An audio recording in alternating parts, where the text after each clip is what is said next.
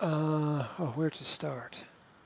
Okay, thinking about homeschool. Number one, there are many systems of education, right? You have the state system, you have homeschooling, you have unschooling, you have Waldorf education, you have Steiner education, you have Montessori education. What else?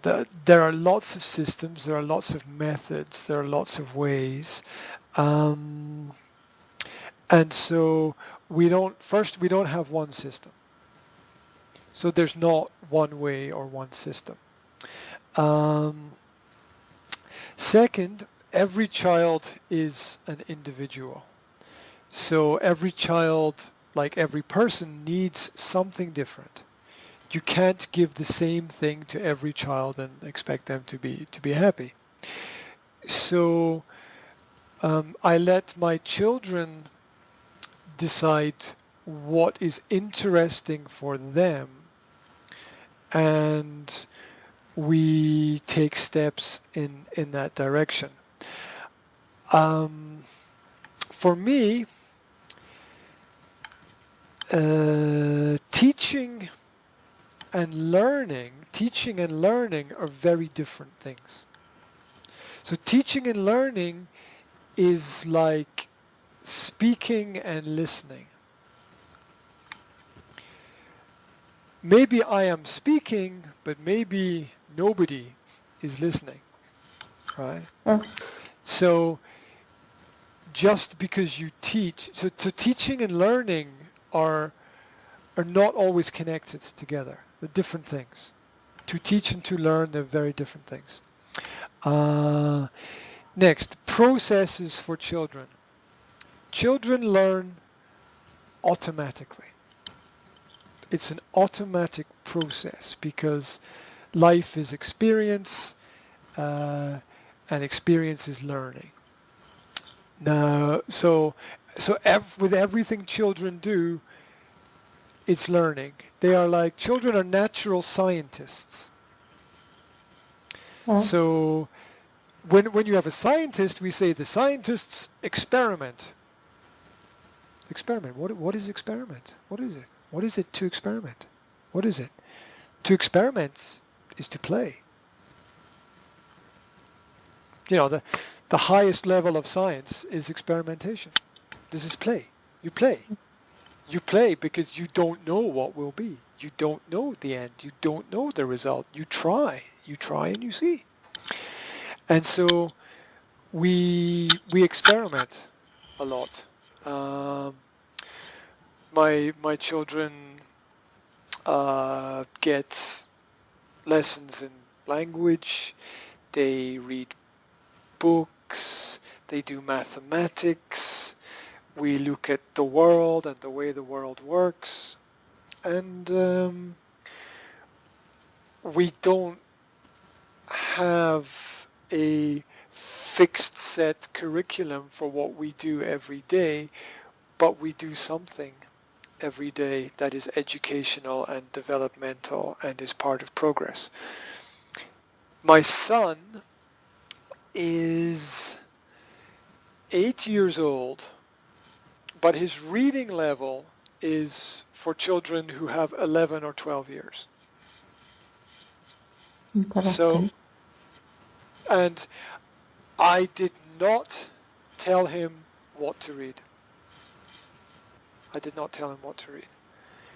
I asked him what is interesting, what do you like? Do you like this? Do you like this? Do you like this? I gave him some options. I gave him some incentives and rewards. Okay, read this book and you can do this.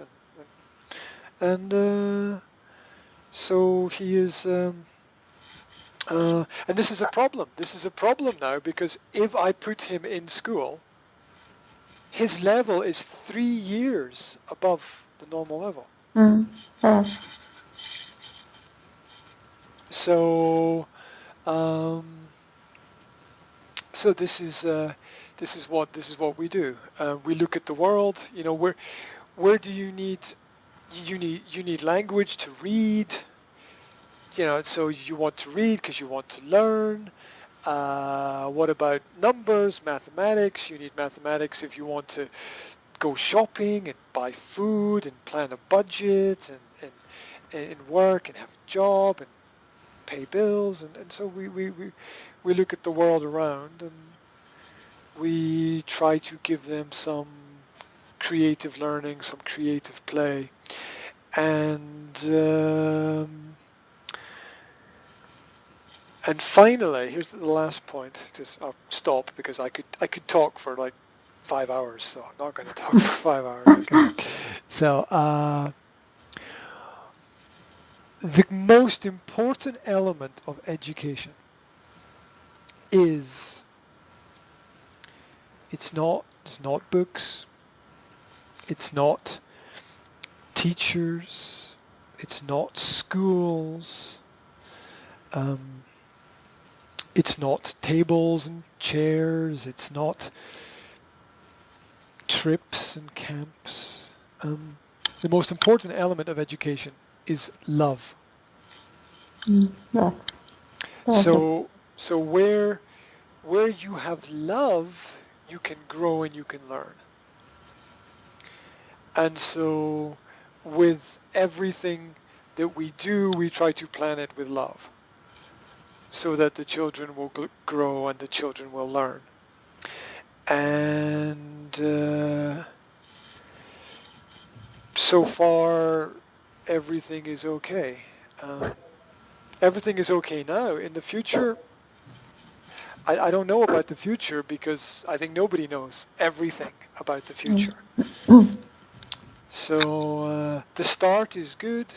I will see what happens when the children are 10 or 12 or 14 or 15. I think that I would like my children to go to a normal school, maybe when they're 13 or 14 or 15, because I think that the mind, the last part of cognitive mental development is age 12 and 13. The 3 stages of development, 0 to 5, 5 to 8, 8 to 12, and then that's it. There is basically no psychological mental development beyond the age of 13. Your IQ, your intelligence level stays basically the same for your whole life from the age of 13 until you die. There's maybe 5 points up and down it moves, but that's it. So the key point is to give children a lot of experience up to the age of 13, and then to look at the world and say, okay, there's the world. Go, off you go. Right, there's the world is out there. Go and have some experiences. Go and make some friends. Go and do what you need to do. So this is. This is the system that we have. Some families give the students a lot more.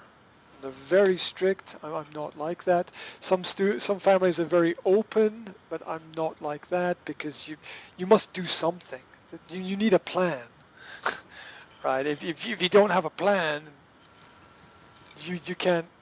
You have nothing to work with. You have no material. You need some material. You need a plan.